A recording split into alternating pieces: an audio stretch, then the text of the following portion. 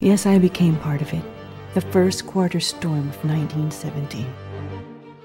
What made you make a 360-degree turn? Nabuwal na ang revolusyon mula sa moral high ground. Noong 1971, nagtanim tayo ng binhi sa panahon ng sigwa ng ating kabataan. Isang malaking puno na ang ating itinanim at nagbibinhi na rin. Ang totoong aktivista, kahit tumanda na, aktivista pa rin. Wala tayong kalaban-laban dito sa syudad. Sa kanayunan patas ang laban. Kapag napatunayan na meron siyang utang na dugo, pasensyahan na lang tayo. Kamusta ang tagapagtanggol ng status quo? Bulag ba kayo? Hindi niyo ba nakikita ang progreso kabi-kabila? Azon! Kamusta? Peligroso siya.